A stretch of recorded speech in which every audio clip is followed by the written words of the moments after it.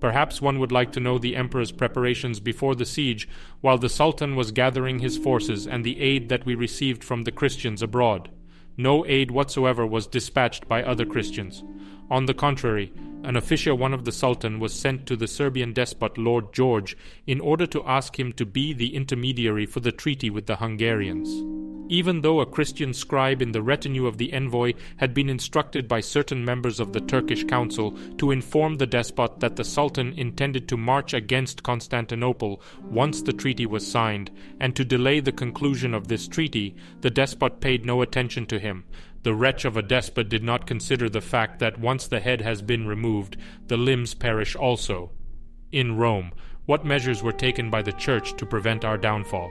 The Cardinal of Russia happened to be in the city, and I argued, as his intermediary to my late lord the Emperor, that he should be appointed Patriarch in the hope that various advantages would come from him and the then Pope, or at least that the name of the Pope should be commemorated in our services. After many consultations and deliberations, my late master and Emperor decided to abandon the first alternative altogether, since the appointed Patriarch requires the obedience of all. Otherwise, riots and war ensue between him and those who are opposed to his appointment, especially at this time when we were facing extreme war.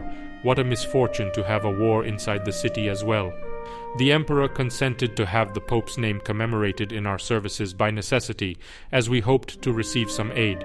Whoever was willing would pronounce the commemoration in St. Sophia. The rest would incur no blame and remain peaceful. These services took place on November 12th. 6 months later, we had received as much aid from Rome as had been sent to us by the Sultan of Cairo.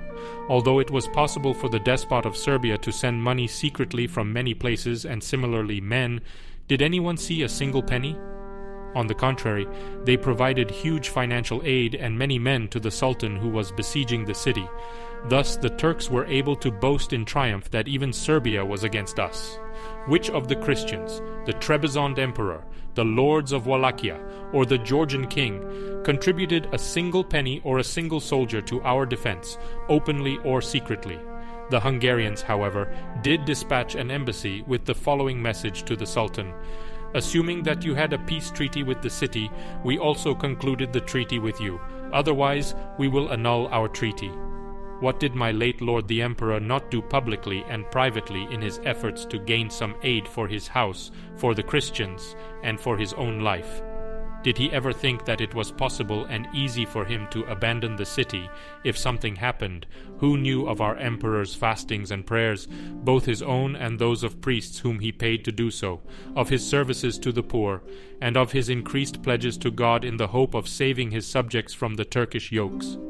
Nevertheless, God ignored his offerings, I know not why or for what sins, and men disregarded his efforts, as each individual spoke against him as he pleased.